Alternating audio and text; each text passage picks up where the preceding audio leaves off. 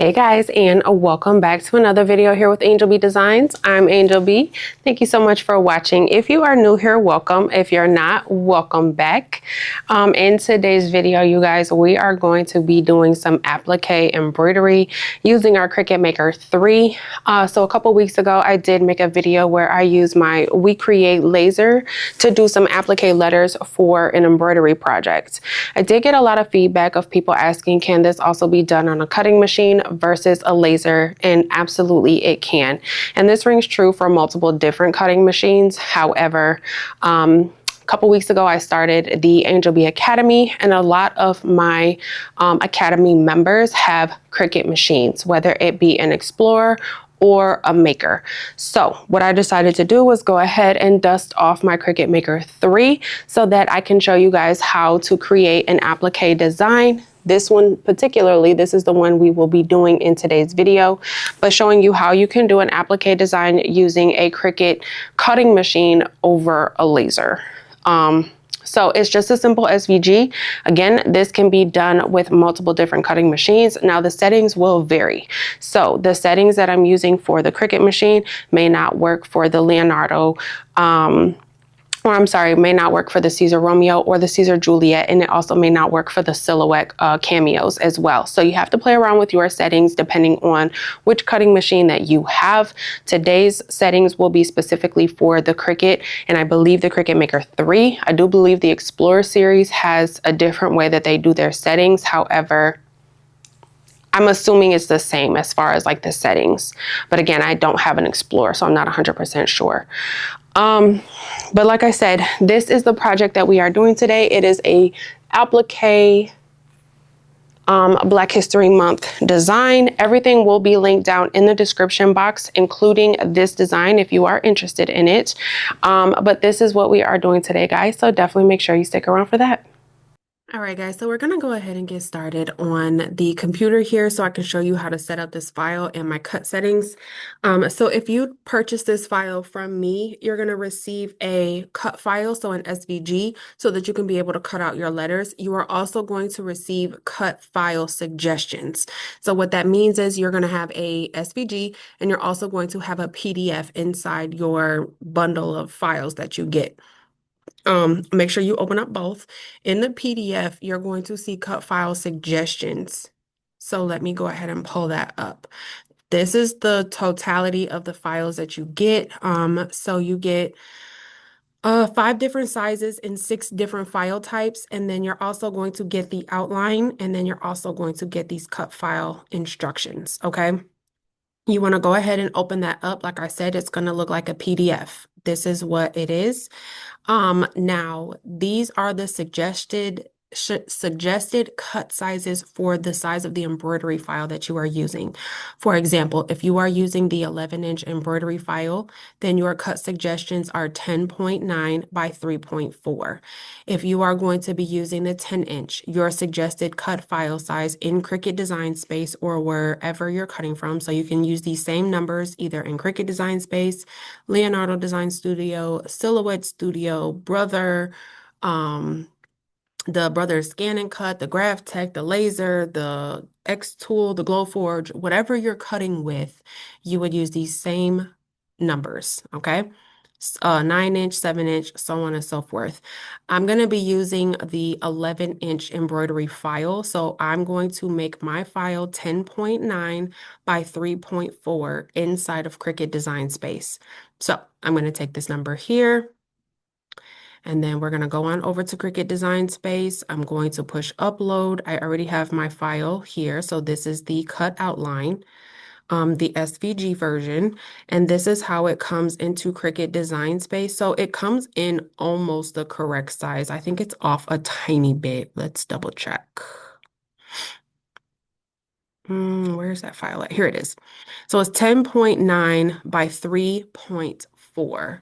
So pretty close. Pretty close, actually. I'm just going to adjust it a hair 10.9 by 3.4.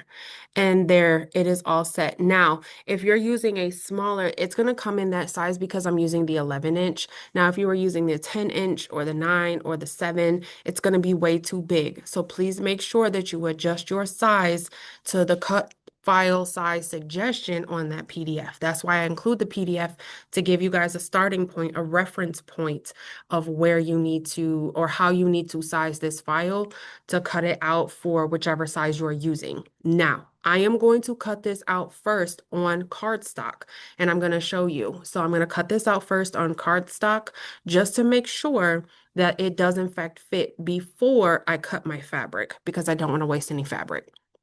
So I'm going to go ahead and I'm going to push make it. And it's going to go ahead and go onto a mat. And so I'm just going to size it. I don't like to cut directly edge on edge. So I just kind of maneuver it a little bit. That looks perfect. And then I'm going to go ahead and push continue. Now, these are going to be the settings for the fabric, but like I said, I am going to cut some cardstock first. But before just simply cutting out cardstock, I don't think you guys need to know how to do that. But for the fabric, I'm going to go to all categories. I'm going to select fabric, and then I'm going to select the cotton bonded. So I am putting heat and bond on the back of these letters as well. It does say make sure your mirror is turned on, but I'm not going to do that. We're not mirroring these letters. We are not mirroring them, okay? Because we are picking them up and placing them back down. You mirror when you pick up, flip over, and then put down. If you're not flipping it over, you do not mirror it, okay? If you straight pick up, straight put down, you do not mirror. This is my little tip. If I'm picking it up and I'm picking it up straight and putting it back down straight, you don't mirror. If you pick it up and you have to flip it over and put it back down, then you mirror, okay? So just keep that in mind. We're picking it straight up, putting it straight down. We're not mirroring. So cotton bonded, I'm going to use default pressure, and I'm also going to be using my fine point blade. You can switch this to the rotary blade if you would like. I just found that using the rotary blade takes too long. The fine point blade is a little bit faster, so that's why I prefer that. Like I said, I am going to go ahead and put some heat and bond on the back of my fabric. I'm going to leave the backing on. I'm not going to take the backing off, and I'm going to show you all of this. So the first thing I'm going to do is cut out a piece of cardstock so I can show you the letters prior to cutting the fabric, and then I'll meet you over at the Cricut. We'll go ahead and cut everything out together. Right, so here is the cardstock I was saying that you should cut out first. I just cut out one of the letters in cardstock. I just want to make sure that it fits. Now, do this before you cut out your fabric because you don't want to waste any of your fabric, obviously, any of your materials. So let's go ahead and zoom in. Hopefully you can see the letter. Okay, this is the placement stitch that we have done already, and this letter B fits perfectly. So I know that the satin stitch will go ahead and catch that. So I'm gonna go ahead and get my heat and bond onto my fabric. I'll meet you over at the Cricut machine and we'll get the fabric cut out. All right, so I have my fabric onto my Cricut mat. I do have 2 pieces of masking tape on the top and bottom just because my Cricut mat is not that sticky anymore. This is a standard grip mat and it's really not all that sticky, so that's why I put the tape there. If you have a mat that is stickier, then you probably won't need that. Now my heat and bond is on the back of this, and I did leave the backing on it only because the letters we're doing today are bigger letters. So because of that, peeling the backing off each individual letter will be pretty simple. If I were doing a design that had a bunch of smaller letters or intricate cuts, then I would have taken the backing off. So we're going to go ahead and load this into the machine, and then I am cutting on cotton bonded, and I'm using the fine point blade. So when it's done measuring the mat, I'm going to go ahead and press the start button and it will start cutting the fabric.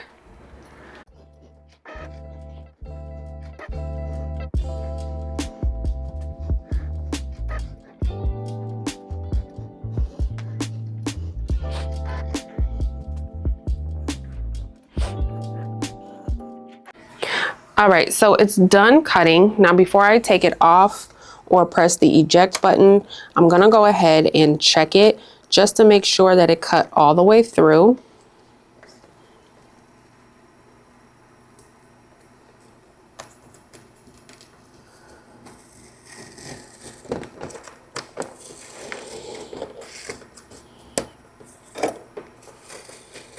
And it does look like for the most part, it did.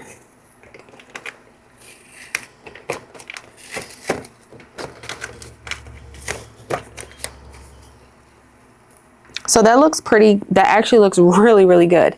So I'll go ahead and push the eject button, and then we can take the rest of this off so I can show you. And that's what it's looking like. So we can just go ahead and peel each individual letter right off the backing. So it didn't cut through the backing, but that's okay, because this is like far easier than peeling the backing from the letter. Now this way we only have to peel the letter from the backing. And this is what we have. This is a beautiful cut. All right, let's head on over to the embroidery machine and get these put on. Okay, so I actually went ahead and I took this off the machine so that I can use my Cricut Easy Press to go ahead and adhere these letters. So like I said before, they do have the shiny heat and bond on the back of them, on the back of each letter. So I'm gonna go ahead and give it a good press. So I'm just going to line it up, line each letter up with the placement stitch.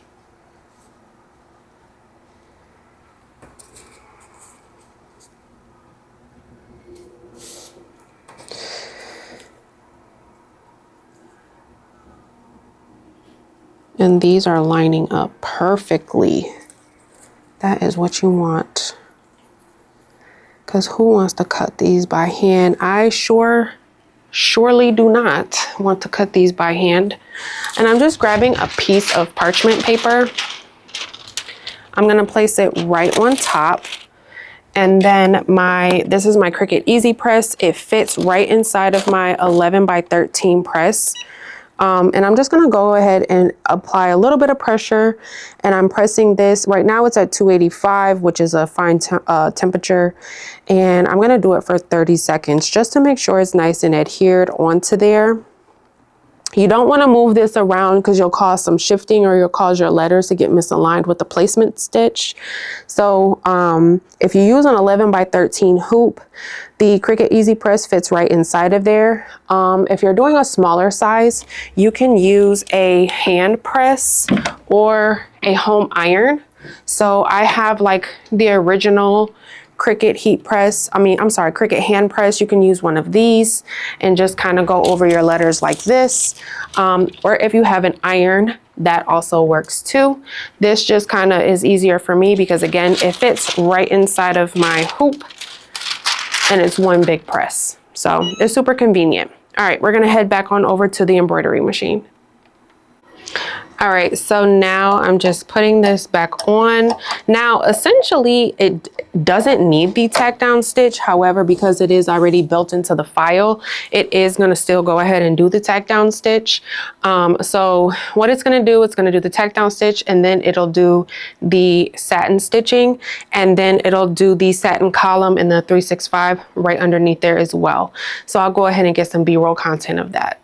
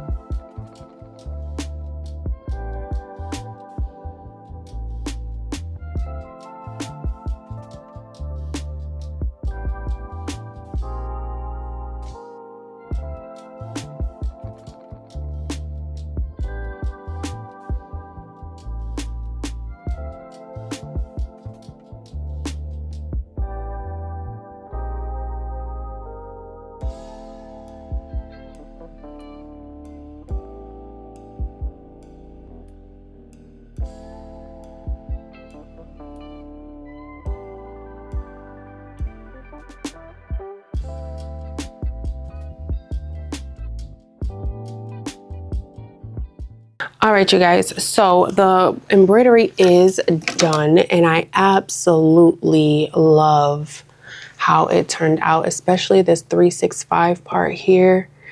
I went with that is a satin column. I can't remember the font that I used. It was like a chunkier font or a bolder font. And then I did a satin column and I did the wave pattern, if I'm not mistaken. It might have been the wave pattern. I'm not 100% sure, but it came out super, super cute. I absolutely love how it turned out. You guys, let me turn this down just a hair. The applique is appliquing, okay? And the satin stitches caught the fabric perfectly, laid it down. We also did give it that press, which helped out a lot. Yeah, there we go. Now you guys can see it better. But that's all I have for this video, guys. Thank you so much for watching. Don't forget to like, share, subscribe. Hopefully I answered some questions. Hopefully I helped you guys out. All of my products will be linked down in the description box, including this file. But yeah, that's all I have for today's video, guys. Peace.